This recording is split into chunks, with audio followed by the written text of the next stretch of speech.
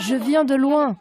Je suis obligée de marcher longtemps parce que j'habite dans les maisons là-bas, à plus d'1 kilomètre d'ici. On a toujours vécu avec le manque d'eau, que ce soit pendant la saison des pluies ou la saison sèche. On n'a aucune autre alternative que de venir ici puiser pour avoir de l'eau.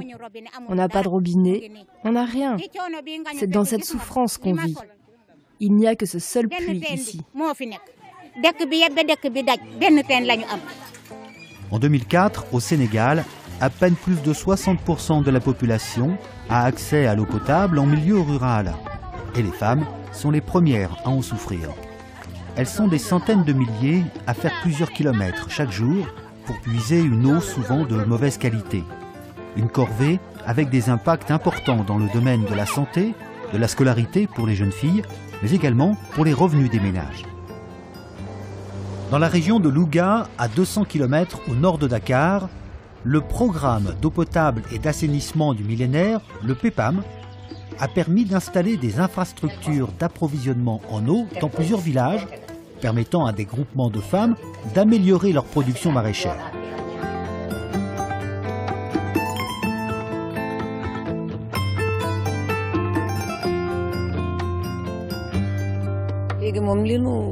Il y a plusieurs groupements de femmes qui exploitent un même périmètre. Avec les différentes productions, chaque groupement gagnera environ 200 000 francs CFA par semaine, soit presque 1 million par mois. Chaque association est composée d'environ 200 femmes. Une meilleure disponibilité de l'eau permet à des groupements de femmes d'améliorer les rendements de leur périmètre de manière significative. L'ensemble des productions ainsi que les revenus générés par la vente sont équitablement partagés entre les membres. Le projet nous apporte des légumes, des vitamines, c'est déjà très important. Il nous permet d'être presque autosuffisants en nourriture. Ensuite, ce qui reste, nous le vendons, ce qui nous permet d'avoir un peu de revenus pour satisfaire aux besoins de nos familles. Et si jamais nous avons besoin d'argent supplémentaire, on peut désormais emprunter au groupement. Les sous-programmes du PEPAM, financés par la Banque africaine de développement, concernent plusieurs zones rurales sénégalaises. Avec un financement total de plus de 57 milliards de francs CFA, la banque se place en tête des bailleurs de fonds intervenant dans le secteur de l'eau et de l'assainissement en milieu rural au Sénégal.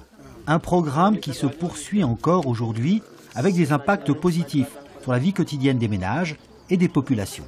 Le projet consiste à réaliser des ouvrages d'alimentation en eau potable et d'assainissement, notamment avec la mise en place de branchements particuliers et de latérines familiales, mais aussi de renforcer la gestion de l'eau en milieu rural avec la mise en place des azuforts, avec aussi un grand volet sensibilisation et puis un volet renforcement de capacité des acteurs et notamment des femmes. Nous avons fait des évaluations finales avec ce programme pour commencer à mesurer les premiers effets et on s'est rendu compte que, par exemple, pour les femmes, le temps de puisage de l'eau a été réduit presque de 60 à 70%. Ici, dans le village de Mbatar, le programme est achevé depuis près de 4 ans. Un château d'eau a été construit, il permet d'alimenter 32 villages, soit par des bornes fontaines publiques, soit par des connexions privées. Ici encore, ces aménagements sont plébiscités.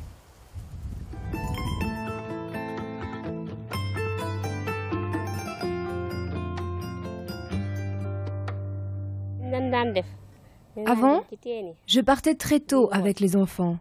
Mais arrivé au puits, j'attendais des heures et je ne prenais que très peu d'eau parce qu'il n'y en avait pas assez dans le puits. L'eau du forage est bien meilleure. Elle est plus claire et surtout de meilleure qualité que le puits. Depuis le forage, il n'y a plus aucune diarrhée ni aucune maladie liée à l'eau à la maison. Le projet atteint 800 000 personnes en milieu rural, soit presque 15% de la population sénégalaise. Et certaines infrastructures existent depuis plusieurs années. Leur gestion a été déléguée à des associations d'usagers, les ASUFOR. 500 ont été créées sur l'ensemble du territoire. Elles sont chargées d'assurer la distribution de l'eau, de l'encaissement des paiements et, comme ici, des petits travaux de maintenance.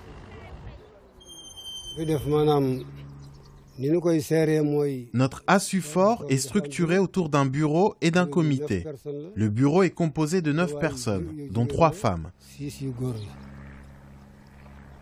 À la fin du mois, nous encaissons les paiements et nous payons le conducteur et les autres salariés.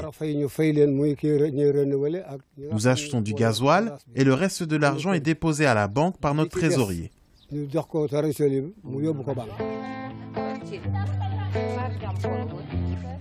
Si la pérennité des infrastructures est assurée par les associations d'usagers, il reste encore de nombreuses communes sans accès à l'eau et à l'assainissement. Appuyé par la BAD, le gouvernement sénégalais a lancé une 3e phase du projet avec, en point de mire, apporter l'eau potable à plus de 82% de la population d'ici 2015. Un pari réalisable si la dynamique est soutenue.